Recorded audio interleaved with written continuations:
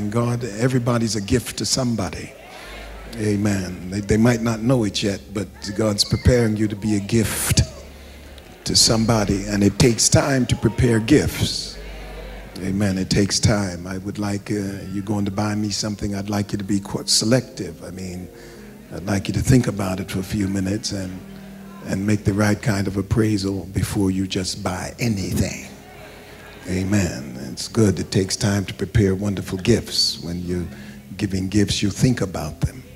When you prepare them. I've had some made for some friends. I couldn't find anything I wanted, so I had to have it made and then present it, put some time in it. And God puts time in making gifts for the people of God. I was thinking of Paul. He said, the jury is out. He said, it seems that I have committed a crime against myself in order to bless you. Did you ever read that in Corinthians, in the 1 Corinthians, 2 Corinthians, about 11? And he speaks of having abased himself that others may be exalted. And he literally was saying in our more contemporary language is that the jury is out, because it seems as if I have committed a crime against myself in order to be a blessing to you.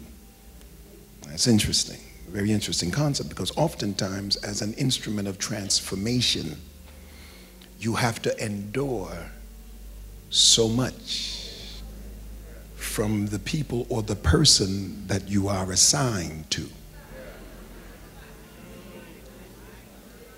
See, as an instrument of transformation, you see, when you're doing automotive industry and you're dealing with fixing engines, all bolts aren't sitting on the top.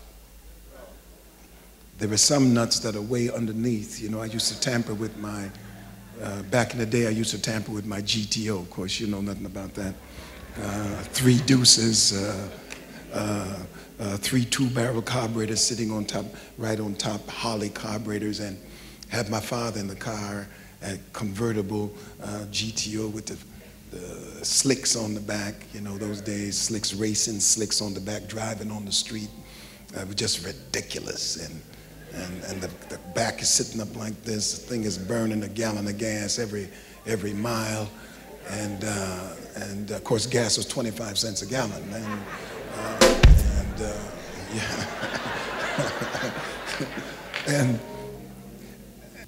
And when you had to fix it, soup it up and make it crazy, you had to tear the engine apart, and some bolts were hard to get to. And in order to get to them, you had to have a twisted spanner in order to reach back behind the block and pull this bolt. Well, sometimes as instruments of transformation, God has to make you a twisted spanner in order to get to some of the folk that you have to deal with. See, and times when God gives you an assignment, it might be a man, it might be a woman, it might be a church, it might be a group of people, it just might be your family. And God has to twist you and put you through some changes. See, while you're trying to get the hell out of them,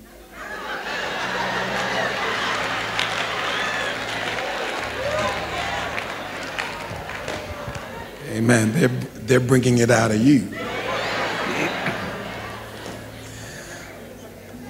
Because oftentimes we have been assigned to people that we don't have the capacity to handle. And God has to stretch and widen our capacity to handle people that he assigns us to. And he gives us a burden for people that we cannot free ourselves from. And so consequently, we learn ultimately that our assignment is to give praise to the one who assigned us. And that's why we freely give ourselves to the people he assigns us to, because we don't always get reciprocity. It's not always mutuality in dealing with certain folk. And consequently, you have this tendency to complain about your strength. I lost you on that one. you're always saying, I wish that I could get something in return from the one I'm spending so much time trying to make their lives work. And sometimes you get sick of yourself because you want to quit. And you want to walk away from that assignment that seems to be so one-sided. But when you can keep doing the will of God without reciprocity, that's a strength. So stop complaining about how strong you are and just keep doing what God has assigned you to do. And don't be weary in well-doing, for in due season you will reap if you don't faint. Yeah, there's a human side to you, and even though you're greatly anointed and you're about your mission, you still feel the pain of trying to make people's lives better. And sometimes as pastors and leaders, we want more for the people than they want for themselves.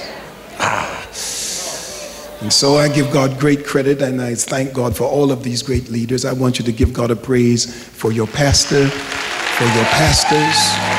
Amen. Thank God for your leader, for the vision that God has given him. Amen.